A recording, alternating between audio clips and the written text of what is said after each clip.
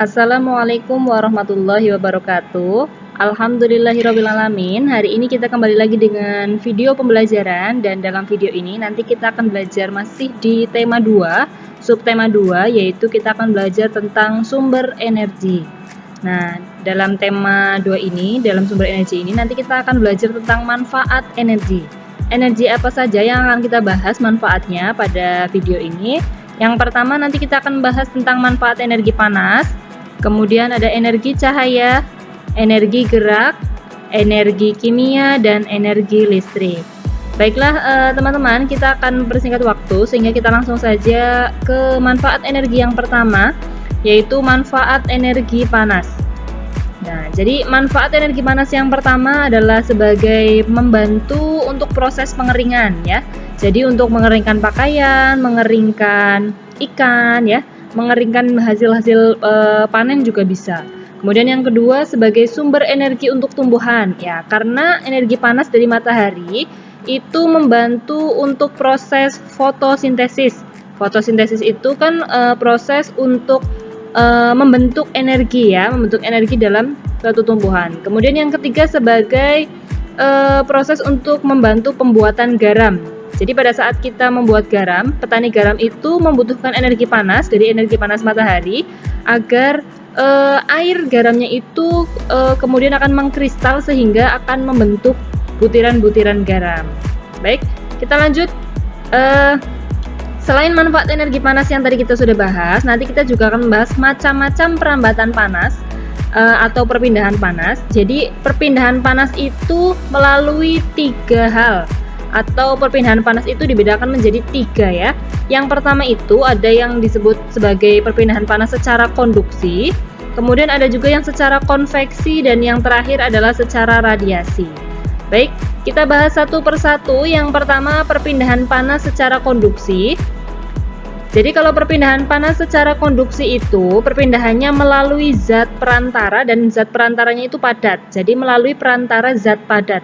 Contohnya, nah nih, pada saat kita membuat kopi, teh ataupun susu, kita menggunakan air panas, kemudian ada sendoknya, sendok logam. Nanti panas dari air itu akan merambat ke ujung sendoknya ya. Jadi panasnya akan mengalir melalui sendok itu yang zat padat. Atau seperti contohnya ini, kita misalkan memegang sebuah besi, kemudian dipanaskan ujungnya, nanti ujung yang dipegang oleh tangan kita juga lama-kelamaan akan terasa hangat, kemudian akan terasa panas.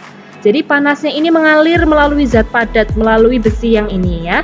Kemudian yang kedua ada secara konveksi. Kalau konveksi itu perpindahan panasnya melalui benda cair dan gas. Contohnya pada saat kita merebus air ya.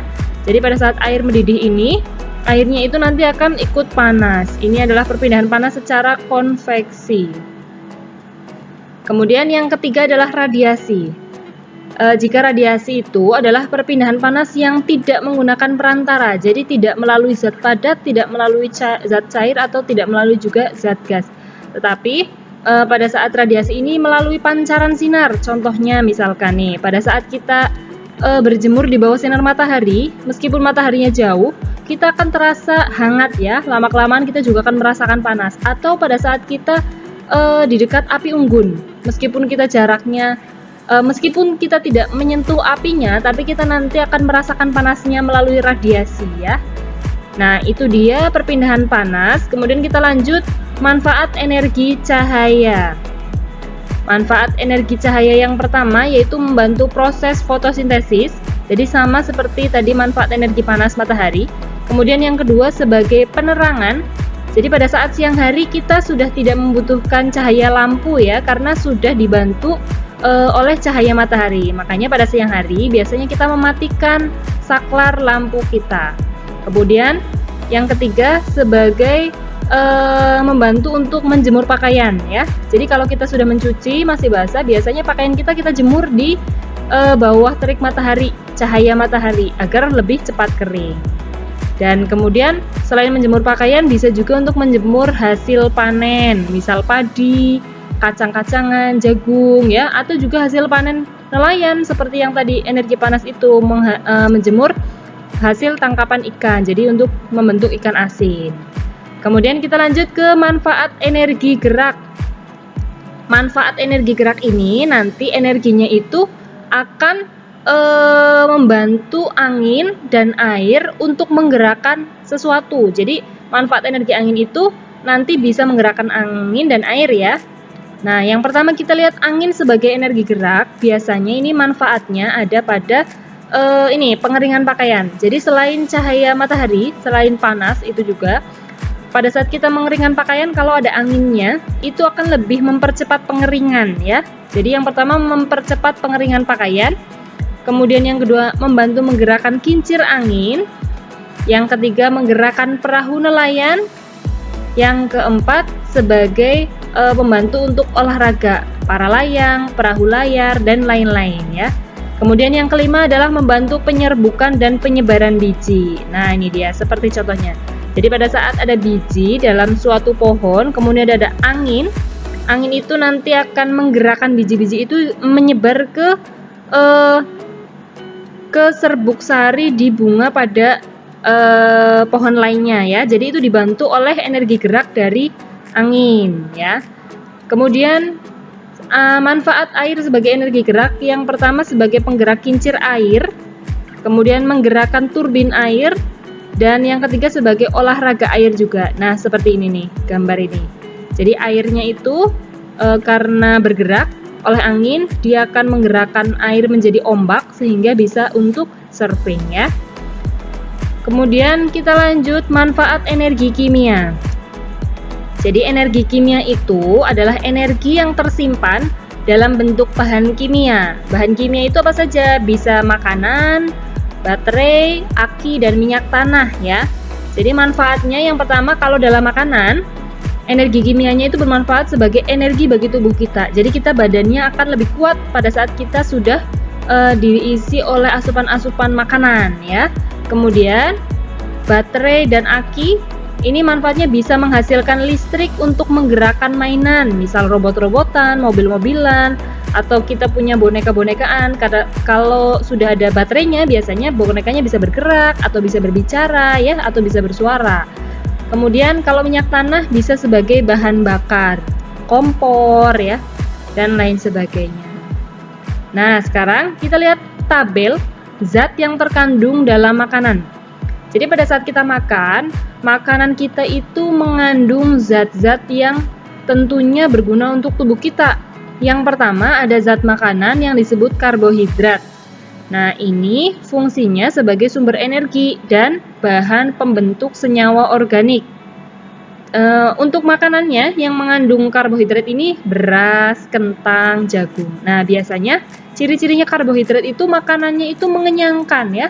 Jadi kalau kita makan beras yang kita masak menjadi nasi, kentang, jagung, ini kandungannya karbohidrat ya. Kemudian zat yang kedua adalah protein. Fungsinya mengganti sel-sel tubuh yang rusak, mengatur keseimbangan cairan dalam jaringan, bahan baku pembuatan enzim, hormon, antibodi, dan hemoglobin. Sumber makanan yang mengandung protein ini ada kacang-kacangan, tempe, dan telur. Nah, biasanya sesuai dengan fungsinya mengganti sel-sel tubuh yang rusak. Kalau kita memiliki luka agar cepat kering, biasanya kita banyak makan makanan yang mengandung protein. Misal kita kegores tangan kita, kegores pisau atau kegores benda tajam lainnya, agar cepat sembuh kita banyakin makan yang mengandung protein ya, karena nanti akan mempercepat mengganti sel tubuh kita yang rusak itu, jadi cepat sembuh. Kemudian yang ketiga ada lemak. Lemak itu fungsinya sebagai pelarut vitamin A, D, E, dan K. Kemudian sebagai cadangan penyimpanan tenaga. Nah, sumber makanan yang mengandung lemak ini ada kacang tanah, minyak kelapa sawit, kemudian ada minyak ikan, daging, dan susu. Kemudian kita lanjut ke zat makanan yang terkandung dalam makanan yang keempat, yang berikutnya. Ini fungsinya ada vitamin. Vitamin itu berperan dalam pertumbuhan dan pembentukan sel. Kemudian ada vitamin A, mencegah penyakit rabun senja dan meningkatkan daya tahan tubuh. Ada vitamin B, mencegah penyakit beri-beri. Ada vitamin C, menjaga ketahanan tubuh, menurunkan kadar kolesterol dalam tubuh, mencegah penyakit jantung, hipertensi, diabetes mellitus, dan kanker.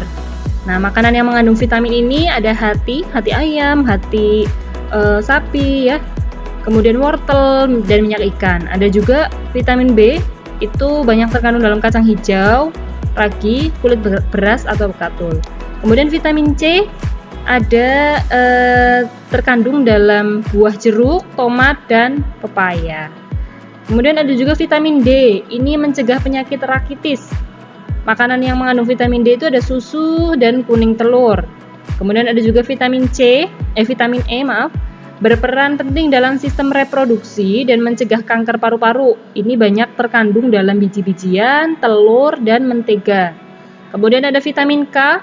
Vitamin K ini nanti berperan dalam pembekuan darah dan dapat mencegah keguguran. Contoh makanan yang mengandung vitamin K ada kecambah, bayam, ada brokoli, kubis, dan kangkung. Nah, itu dia makanan dan fungsi dari vitamin. Sekarang kita lanjut ke mineral. Mineral ini fungsinya sebagai zat pembangun karena dapat mempengaruhi pembentukan rangka dan semua jaringan lemak. Makanan yang mengandung mineral ini ada garam dapur, ikan, dan susu. Kemudian zat yang berikutnya ada air. Fungsi dari air ini sebagai pelarut zat-zat yang ada di dalam tubuh. Yang mengandung air ini contohnya ya air minum ya. Jadi kita juga harus cukup asupan air minumnya, tidak boleh berlebihan dan tidak boleh kekurangan. Kalau kekurangan nanti kita bisa jadi dehidrasi ya.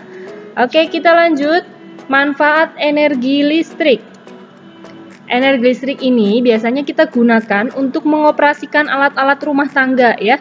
Jadi alat-alat elektronik yang ada di rumahnya kita biasanya bisa dioperasikan, bisa digerakkan, bisa dinyalakan itu menggunakan energi listrik. Nah, manfaat energi listrik ini ada macam-macam. Energi listrik ini nanti bisa berubah dari listrik menjadi cahaya. Contohnya itu membuat lampu pijar ya, membuat layar monitor dan televisi. Kemudian energi listrik ini bisa berubah menjadi energi gerak. Misal kalau di rumah untuk mixer ya, membuat adonan kue, blender misalkan kita untuk buat jus, menghancurkan buah dan sayuran. Ada kipas angin juga. Jadi dari listrik menjadi gerak. Kipas angin itu bisa untuk menyejukkan suhu ruangan. Kemudian energi listrik menjadi kimia. Misal pada saat kita mengisi ngecas ya, mengisi baterai untuk HP kita, pengisian strum aki untuk motor atau mobil kita misal. Kemudian pengisian baterai listrik juga untuk senter, lampu senter pada saat kita butuh penerangan, listriknya mati, kita juga bisa pakai lampu emergency atau senter ya. Kemudian manfaat energi listrik yang keempat itu dari listrik berubah menjadi energi panas. Contohnya ada setrika listrik untuk merapikan pakaian, ada kompor listrik untuk memasak, ada oven listrik untuk memanggang makanan, bisa juga microwave untuk memanaskan makanan ya. Jadi ini dari energi listrik menjadi cahaya, salah satunya lampu. Kemudian ini listrik menjadi gerak, mixer ya untuk membuat adonan kue. Kemudian listrik menjadi energi kimia pada lampu senter, ini pakai batu baterai ya. Energi kimianya ada di batu baterai. Dan energi listrik menjadi panas contohnya adalah setrika untuk merapikan pakaian.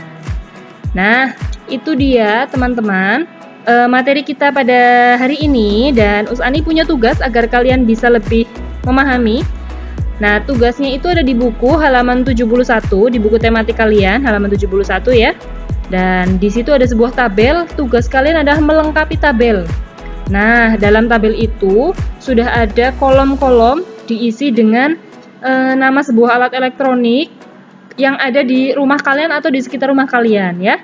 Itu nanti diisi, dan setelah selesai jangan lupa kirim ke WA-nya Usani ya. Oke, terima kasih teman-teman sudah menyimak video pembelajaran kali ini. Mohon maaf apabila banyak kekeliruan. Akhir kata, wassalamualaikum warahmatullahi wabarakatuh.